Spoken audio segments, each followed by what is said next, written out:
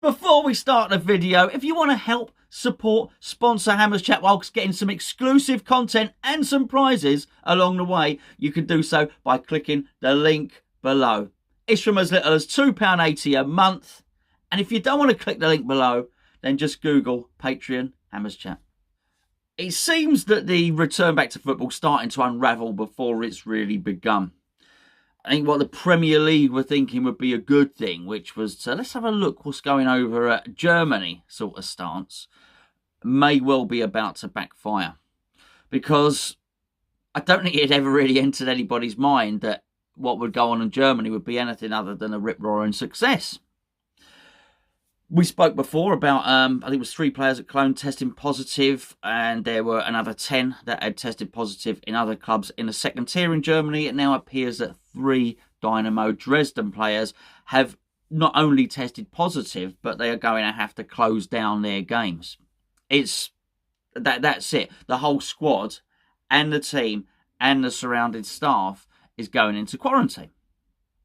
Now, before we just deal with that, now imagine the Premier League clubs looking at that. So all of a sudden, maybe the Premier League, maybe the television companies thinking, well, hold on, we can deal with the first one, we can deal with the 3 at Cologne, we can deal with the other 10. But actually a club going into lockdown for 2 weeks, we've already heard that they want to increase the substitutions. They want to change the rules so as they can play a number of games consecutively, 1, 2, 3 in a week. I guess that means the following week they want to play another 3. Well, that's 6 games.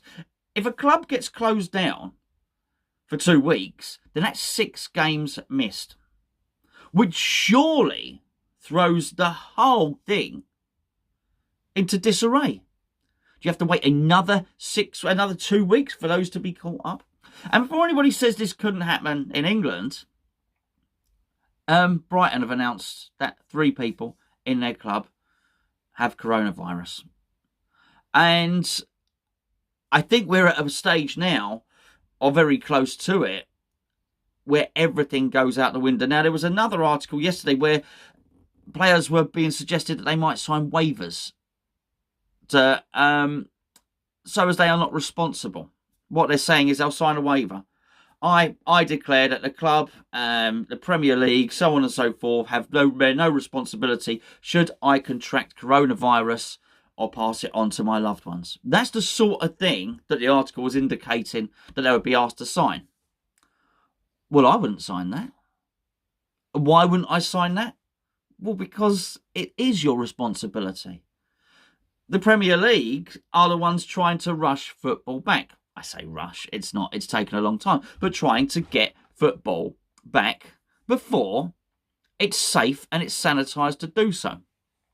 Now, realistically, it's more than likely that most people in the football club are going to be fine. Aside from a very few cases, the fatalities in this pandemic have largely been people that are already ill.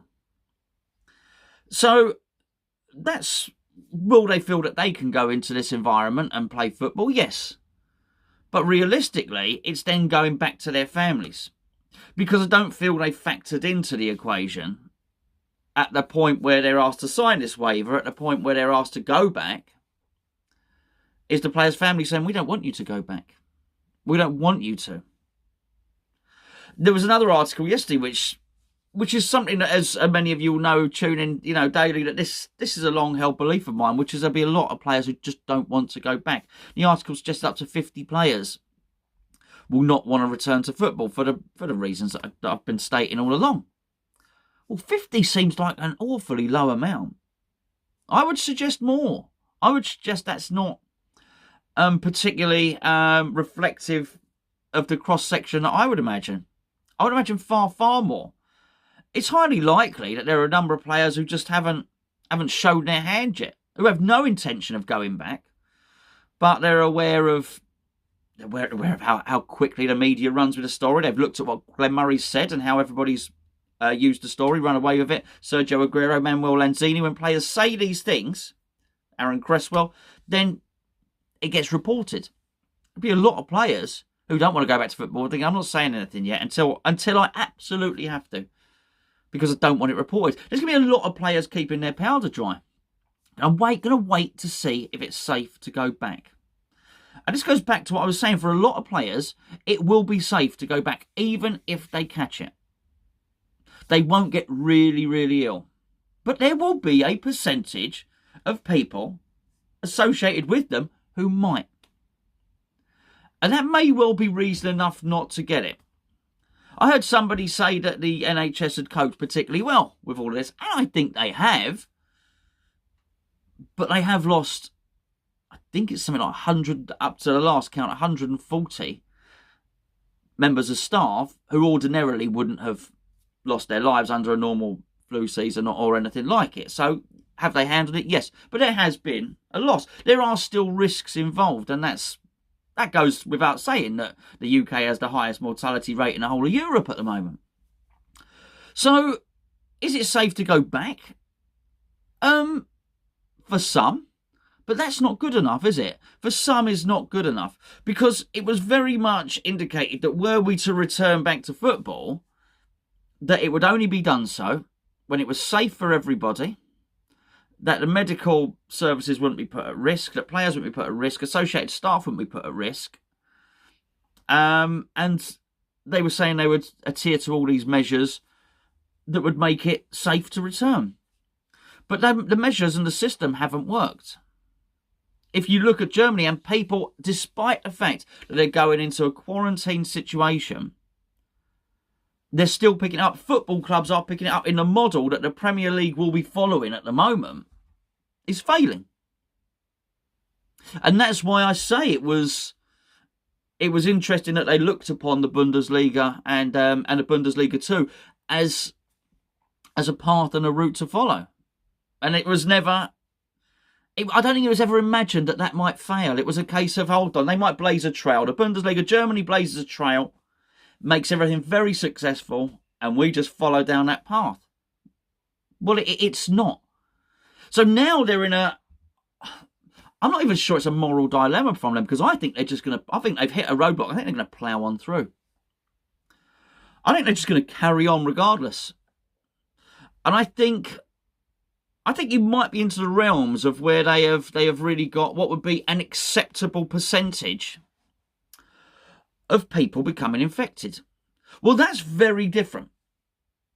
Because when this conversation started, it wasn't about tolerance levels. It wasn't about there being an acceptable percentage of people. That when football reconvenes, when Premier League football reconvenes, we get football back on track, we're just going to have to accept that some people are going to catch this virus. That was never said.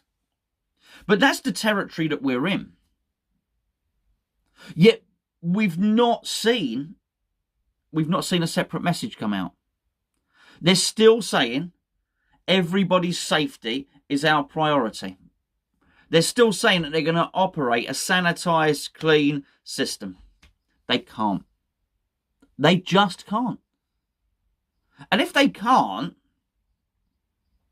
and they do carry on, they do plough ahead, well, then number one, I think that puts football in a very, very bad situation. What they're saying is, look, to get our season finished, people are going to get ill. It's probably going to be all right.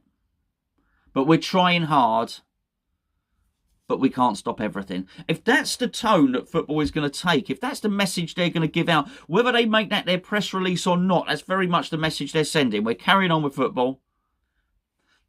95% of people are going to be all right or whatever. Then I think that is, well, you're going to find that to be a legal minefield. That's going to really muddy the waters. And what would happen if somebody then does go and take that home and somebody then dies as a result, where that would leave football, I just don't know. But I do think it feeds into a totally separate thing, which is later on today, Boris is going to make an announcement. There's going to be an easing of restrictions. There's going to be a little trickle of people back to work. And I then wonder if football is then setting the precedence for people going back to work. Because I did think about it, and I think if you can go back to work and you can go back safely and you're not affecting anybody and you can keep within the spirit of things, then I think you should. I think if you work on your own, you're a gardener outside, why not? Why not crack on? If you're sanitised and you're safe and you do all of those things, then fine. But what I do think is if you've got to go on a train and you've got to come into contact with people, then I'm not sure that the government are going to sanction that particularly. They're going to say if you do it, take every precaution necessary. But public transport is going to be a breeding ground. You would expect when people start to go back, the old chart or graph or whatever it is starts to rise. And that's really the issue with football, isn't it? Because it's not golf. You can probably play golf and there not be an infection rate. You can probably... Tennis, I would guess so. I guess each person would have to have a different ball or so. I don't know. But I would imagine that's easier than football. But just by the very grappling nature of football, tackling, what about confronting a referee up to his face and stuff? Imagine if you're a referee. Whoa, Kasper Schmeichel's a big one for that, isn't he? Gets right in the player's face, he's poking his referee's face, poking his finger. Marking from corners. All of those sorts of things are not really conducive to the 2 metre rule or any of these things. And I do wonder if people are contracting this thing in football environments, which they are, we know they are. If people are contracting this when they're doing training with 5 metre gaps, when they're training in small groups, before the match situation has even started, yet they're still contracting it, what on earth is going to happen when they start playing games?